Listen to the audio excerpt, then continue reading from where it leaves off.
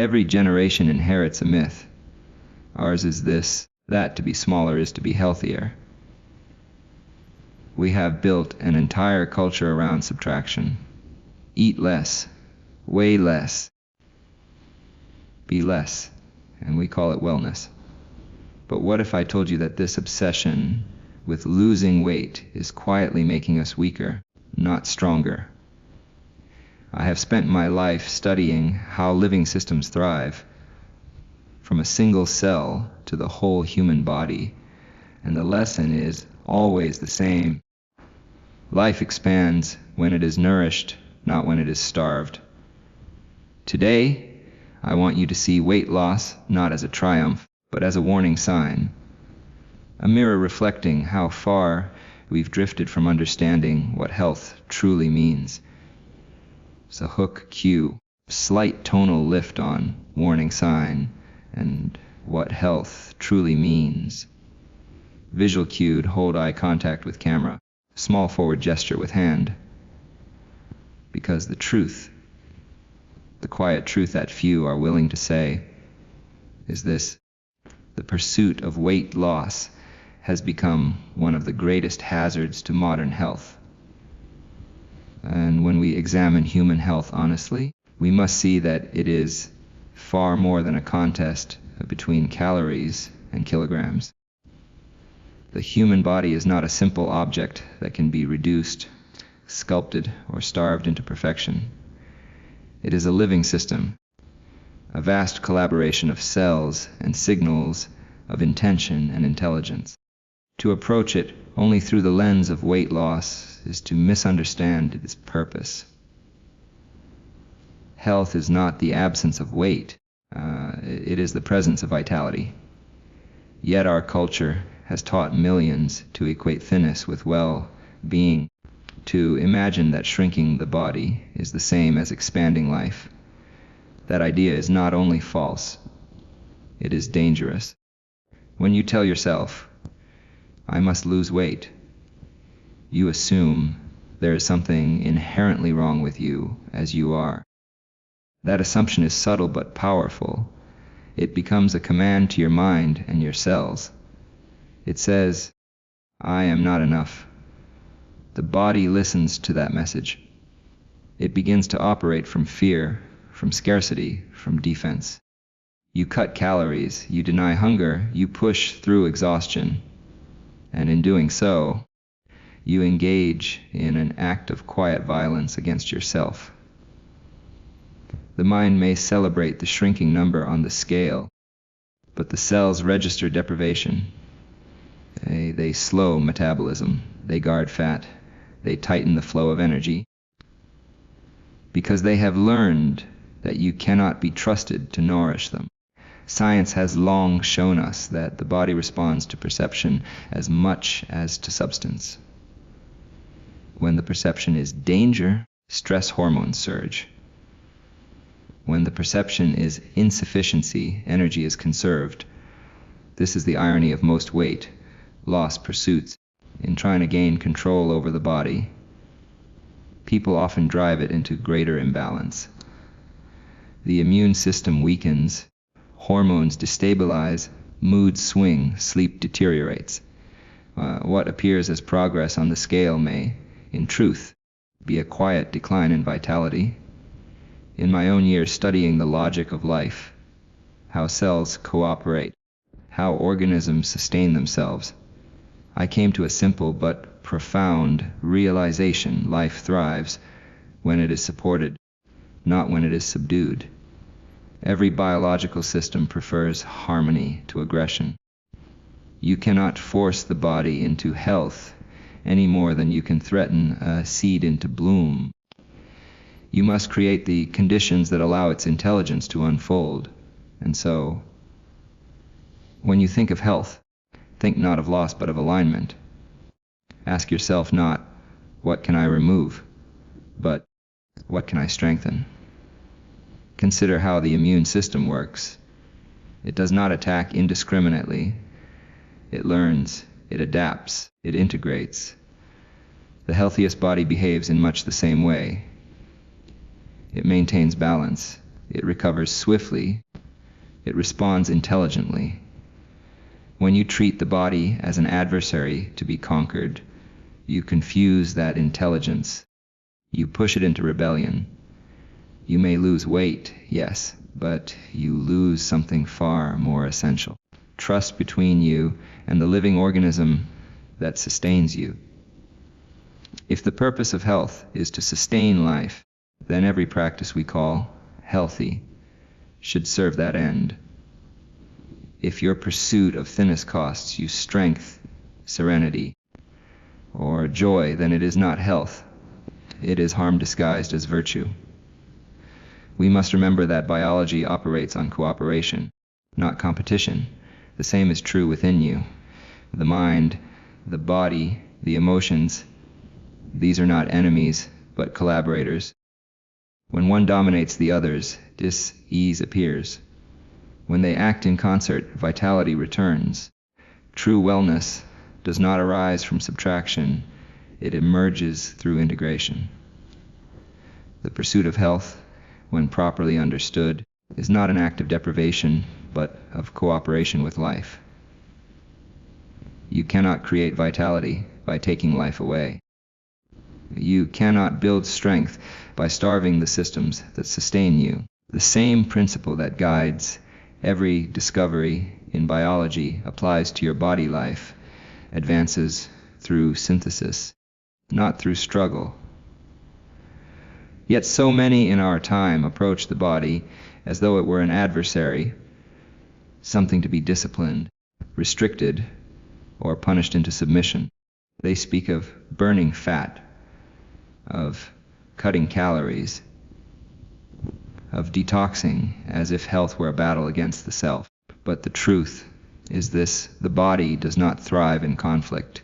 It thrives in peace, in nourishment, in cooperation between all its parts.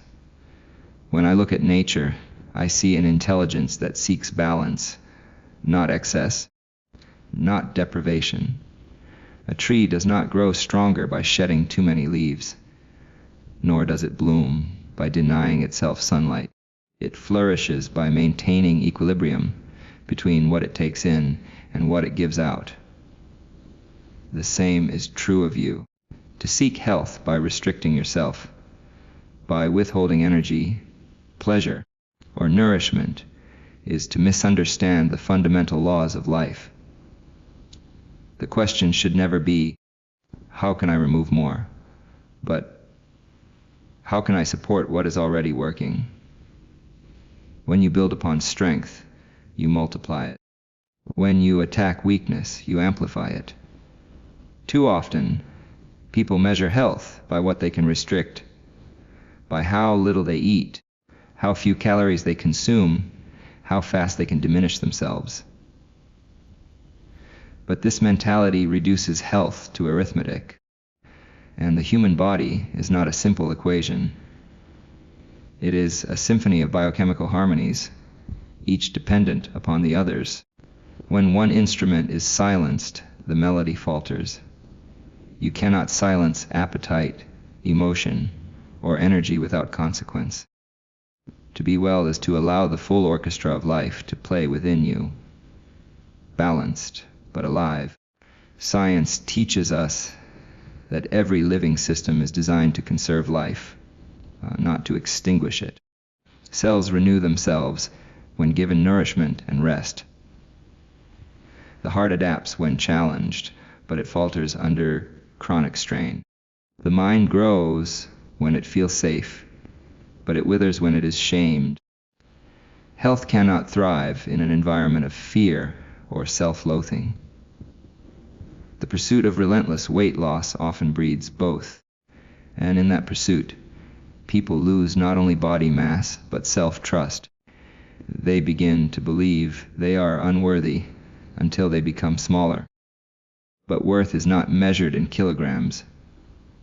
It is measured in contribution, in vitality, in the courage to be fully alive. The irony of weight loss culture is that it celebrates scarcity in the name of vitality. But life has never flourished through scarcity. It has always flourished through abundance of nutrients, of movement, of breath of love. Do not chase the illusion of control. Instead, cultivate understanding. Listen to the rhythm of your body. Respond with kindness. Build what you wish to see instead of destroying what you wish to change. For in the end, the purpose of health is not to make the body smaller, but to make life larger. But the body is not a problem to be solved. It is a living intelligence, always seeking balance. When you fixate on forcing it to change, it adapts defensively. Metabolism slows. Hormones shift. Energy diminishes. You may achieve the illusion of control, but at the cost of your natural harmony.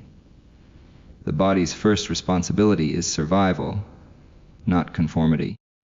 It will sacrifice non-essential functions, fertility, mood, energy, immunity, to preserve itself from what it perceives as threat. And when you treat it harshly, when you starve it or shame it, that is exactly what it perceives. The paradox is this: what we resist persists. What we fight within ourselves grows stronger in defiance. You cannot heal through hostility. You cannot nurture by neglect. When you fixate on the external form of health, how it looks, you often lose connection with the internal reality of health, how it feels. True wellness is quiet.